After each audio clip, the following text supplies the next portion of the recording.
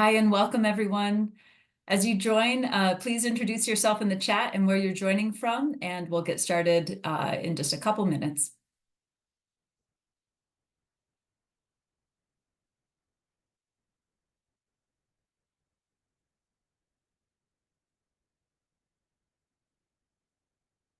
Great. And as more people are coming in, it's great to see everyone. Please introduce yourself in the chat again and where you're joining from. And I'll start kicking this off. Welcome to the very first episode of our Women in Digital Health Coffee Series. I'm Sarah Romorini from Abt Global, and I'm thrilled to kick off this series as we count down to the Global Digital Health Forum in December. This coffee series is brought to you by Path, Abt Global, and TechChange. We'll spotlight amazing women who are making waves in the digital health space. Our guests will dive into innovative, exciting, and often overlooked topics in the field. And this series is a warm-up for the Women Leaders in Digital Health satellite session that will kick off the Global Digital Health Forum in Nairobi this December. Please follow the GDHN listserv and LinkedIn for updates on how you can apply to join that. But today, I'm honored to introduce our first guest, Rose Nzyoka, country representative for Kenya at Palladium and co-chair of the Global Digital Health Network. She's also been the chief of party for the USAID Health Informatics Governance and Data Analytics Project, deputy chief of party for the USAID Afya Info Project, which was a national health management information system activity. Rose is a leading expert in health information system governance and dedicated to strengthening systems to improve health outcomes. She'll share insights, and we'll also open it up to your questions. Please add those in the chat as they come to mind so that we can address them later. But let's get started, and thank you so much for joining us, Rose. To kick things off, could you tell us a bit about your professional journey in digital health and information systems? Thank you, Sarah. Good morning, good afternoon, good evening, everyone, from wherever you're joining us from. So I began my journey in digital health in 2010. But before then, my basic degree is in nutrition. And I do have a master's in information systems and public health. So I spent the first 8 years of my working life in Kenya's biggest training and referral facility, Kenyatta Hospital. Working as a nutritionist, then I transitioned to information systems, where my first task was on with iTech Kenya, where I worked in developing Kenya's first national EMR curriculum, or electronic medical record systems curriculum. And I was able to use my hospital experience in supporting the Ministry of Health to design this program, because it was meant to train healthcare workers at different facilities on how to use electronic medical record systems, which were becoming very, they were emerging in Kenya at that time, around 2010. And I used that experience as well to support Kenya in developing guidelines, standards and guidelines for EMRs across the country. And we did this through carrying out an assessment to identify, there was a plethora of digital solutions across the country, like over 80 in different health facilities, at the pharmacy, at the lab, at various service delivery points. And really the endeavor here was how can Kenya map its journey towards electronic medical record systems for improving health outcomes. So I was able to use my earlier experiences to support this, and I moved on to do other tasks in the health information system space that have set Kenya in the center stage for developments in not just EMRs, but the broader health ecosystem. And I'll be speaking a bit more about that. Thank you, Sarah. Back to you. Thanks, Rose. And I really appreciate how you have this experience that's based in reality, and you've seen just the needs and just the realities of our of doctors, of nurses in Kenyatta, at the Kenyatta Hospital. You've had such an impressive career, though. Focusing on strengthening health information systems and governance is obviously a topic that you're passionate about. You've seen the implications when it's been highly decentralized.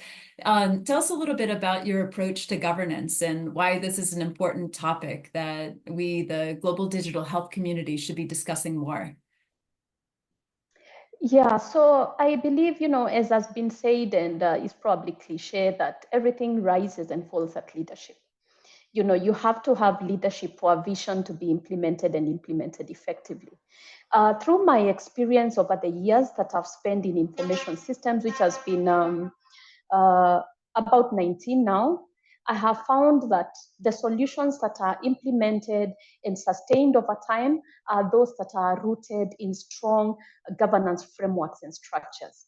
A reason being that a lot of times we do project work, we implement scopes based on, what our donors require us to do, what our budgets, our available budgets can do.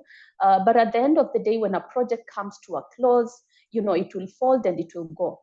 Initiatives that are not grounded in governance structures that are enduring usually tend to fold as projects are closing and moving on.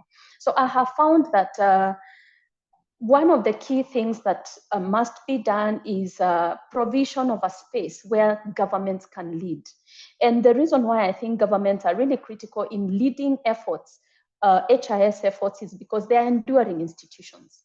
They're there today, they're there tomorrow, they're there in the future. While projects come and go, investments come and go, directions come and go, and therefore it's important to have government leadership in initiatives that are being rolled out in the HIS space. But also governance is critical in that, when you reflect on just where we are at as a globe, there's a lot of fast innovation, fast-paced release of digital solutions. Thinking about AI, machine learning, and other innovations that are in the center stage now and in our everyday lives. There's even more need for protecting data and for protecting privacy and confidentiality. And in the health sector, it's even a lot more important than in other sectors. We know now many countries have adopted data protection laws and privacy laws, but it's one thing to adopt a law and it's another one to have it implemented. The laws have to translate to implementation frameworks. They have to translate to implementation plans. They have to be tracked over time so that we can be able to tell how well are we doing. And this can only be done through a governance function. And therefore, I believe it's really critical for us to strengthen governance. Otherwise, these great things that we are doing globally, they are here today and tomorrow they are gone and they're not grounded on enduring institutions. I think also it's great to ensure that we don't have duplicative waste. When you imagine like in a country like Kenya, for example, I've been fortunate enough to work mostly in projects that are in the health information system space or dedicated to e-health. But you will find that there are many implementers that are implementing different scopes in just this one country, Kenya. And if everybody is implementing in their corner, there's likely to be a lot of duplication, and a lot of wastage of resources. Yet if all this is put together and brought together in coordinated function, a little can go a long way. So I think governance is really critical in ensuring that what we do today can be sustained tomorrow. Back to you, Sarah.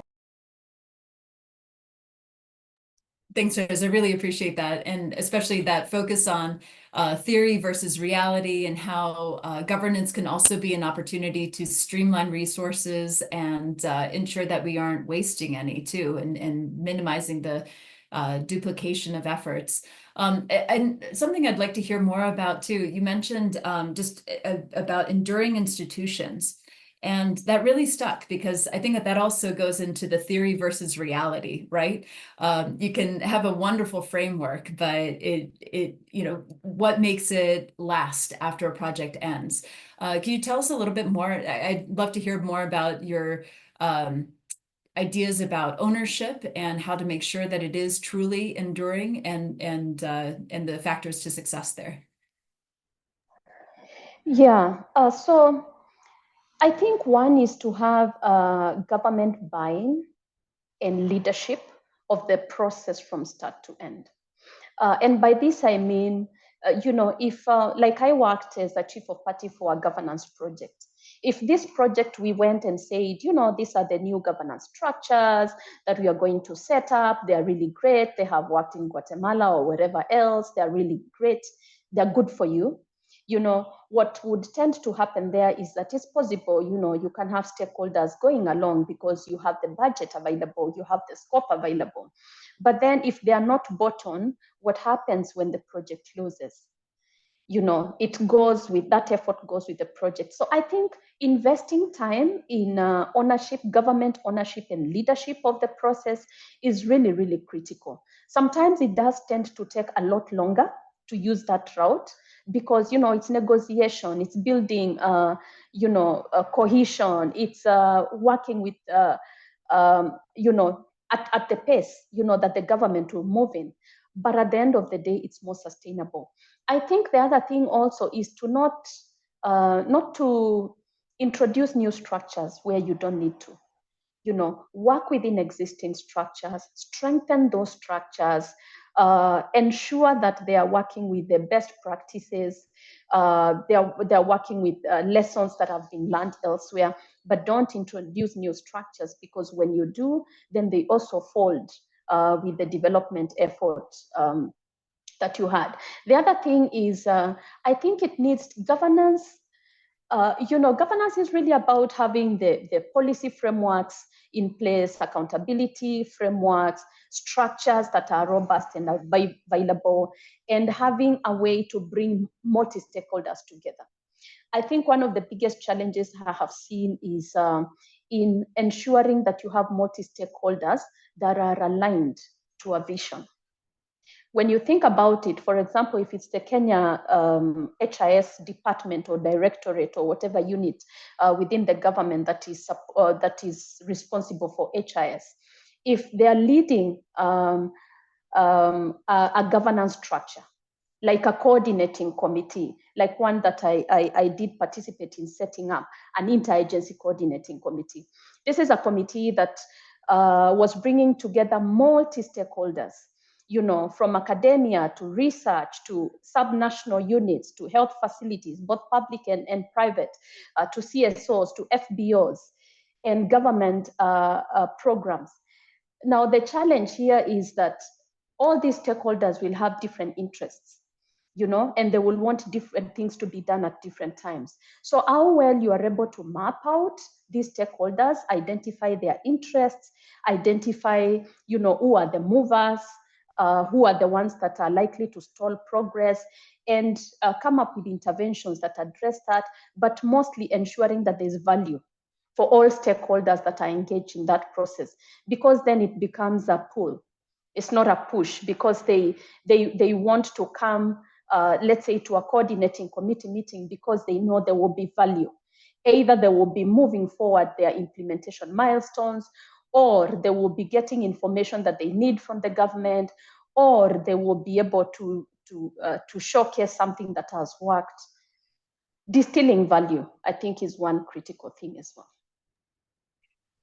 Thanks, Rose. And I appreciate it, especially just you're talking about working within existing structures, especially as the field becomes more and more crowded for our Ministry of Health colleagues.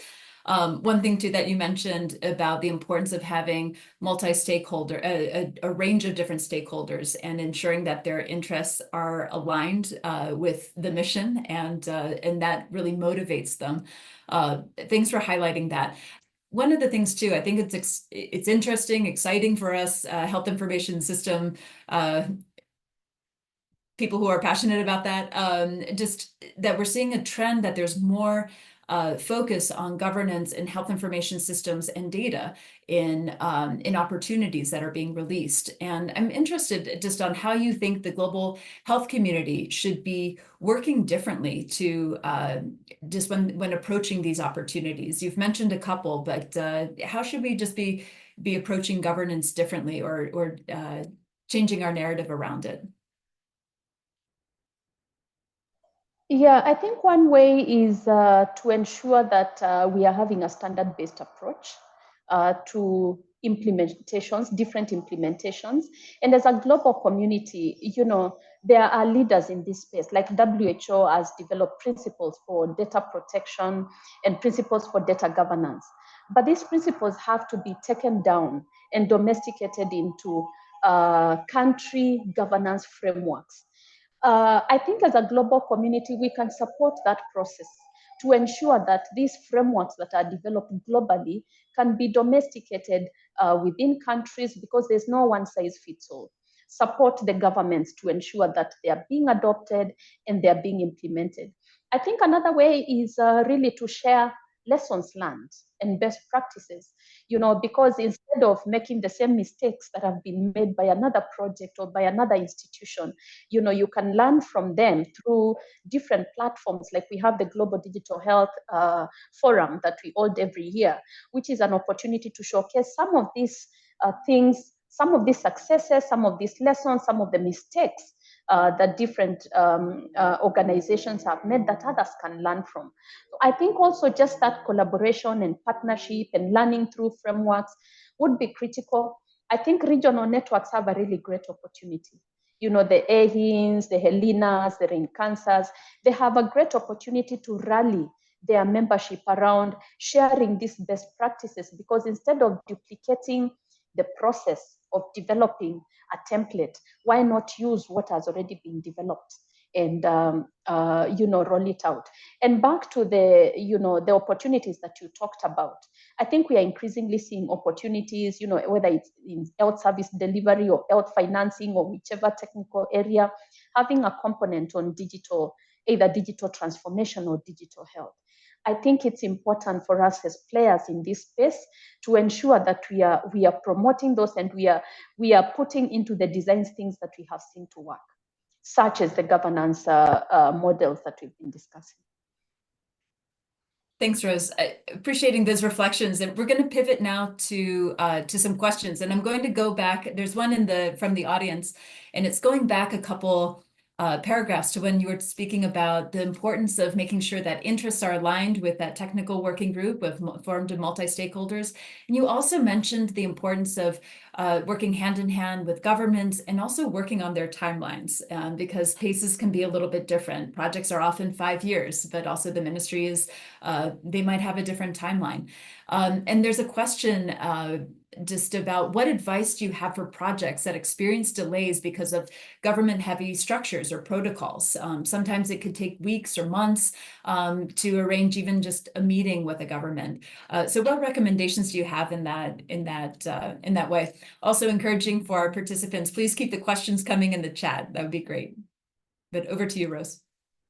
Thank you, Sarah, and thank you for that question. I think for me, what I have found useful is that governments have an interest as well. And what I did when I was doing implementation, especially when I was doing technical implementation, is that I would identify, who is the actor that is going to move things, within a certain technical working group or an ICC or whatever it is.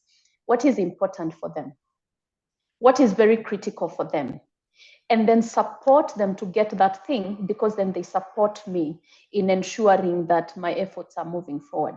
I'll give you an example of a PS that we had many years ago in Kenya. And this PS was, he was a data-driven person. But we all know, a PS will not have time to analyze data, put together data in a way that they can take to parliament or to whatever government function they're going to defend budgets or something like that. So one of the things that we did as a project is to understand, sit with him and understand what data needs do you have and what is the periodicity. How can we support you in getting those together?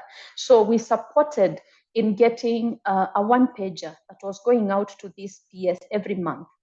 And he was very happy to have that and be able to go and shine before his government counterparts, and that ensured that every time we had a meeting, because he was chairing this a specific committee, he would attend our committee meetings, which is very unusual. Very senior government officials will rarely attend meetings. So he would either attend or send somebody. which was effective. So I would encourage you to look at, what is that interest for them? What's the value for them? What is the need for them? And support them in achieving that. Of course, within the confines of the budget and of ethics and everything else.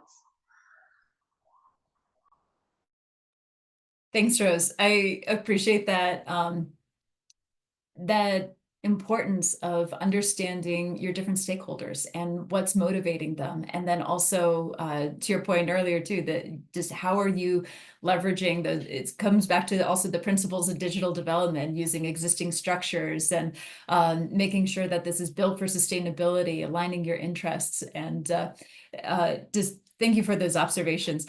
One other question too, what is the biggest pitfall or mistake that you see projects often making when trying to strengthen governance? I think one of the pitfalls I see is projects, let's say like, for example, Palladium, we implement in many countries. And, we are implementing governance solutions through different projects. We could assume that, what has worked in Nigeria will work in Kenya. So copy and paste of designs, I don't think is a model that is scalable. I think what needs to happen is that governance models have to be domesticated within the confines and the context within which they are implemented. So that's one pitfall I've seen, but also I've seen the pitfall of wanting to, get quick solutions. So like the person that asked earlier, when you're running into challenges with timelines, what you can tend to do is do it for them. Like where you're supporting a development of an enterprise architecture, you decide, let's get a consultant, let's get them to sit somewhere for 3 weeks and come back with a document. So that can happen, and that document, you might be able to launch it, but it's likely that that document will go with the project. So failure to invest the time that is required to build coalition, to build buy-in, to build ownership, I think is a great challenge. And the other is not building on what has been done before. There's always a lot. In every country I have found there's a lot that has been done in different pockets, in different corners.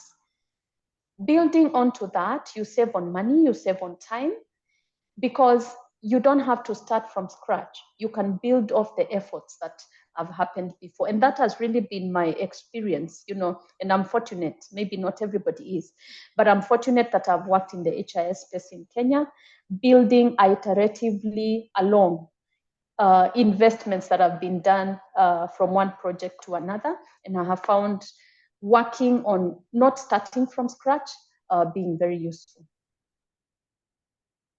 Thanks, Rose. We have time for one more question. We're having that from the audience. What role do you think regional health organizations have in this kind of work, like EXA and WIDHL, WHO, different regional groups, for example? I think there's a lot of opportunities, especially now as we are seeing data protection and privacy laws being adopted by different countries.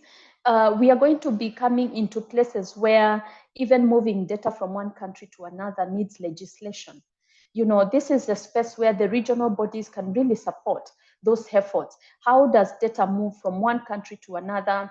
How do we have data moving between sectors, whether it's health, education, WASH, etc.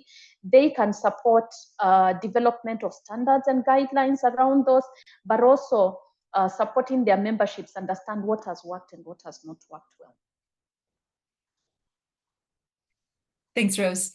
And before wrapping up, is there a piece of advice that you received early in your career, or that you wish you had received early in your career?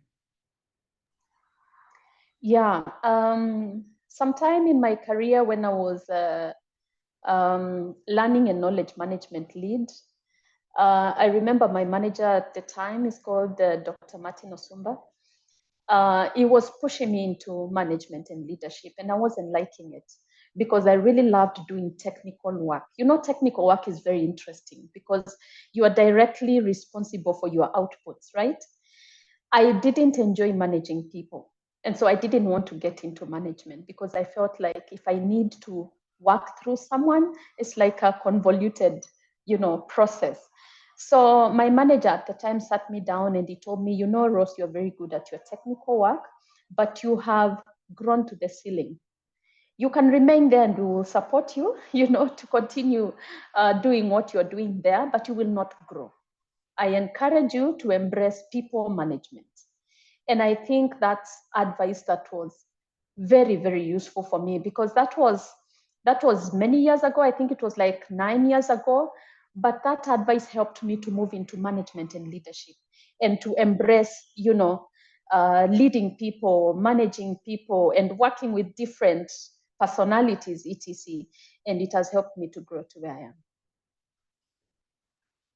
Thanks, Rose. And we're all the better for you being pushed into that leadership role. So thank you.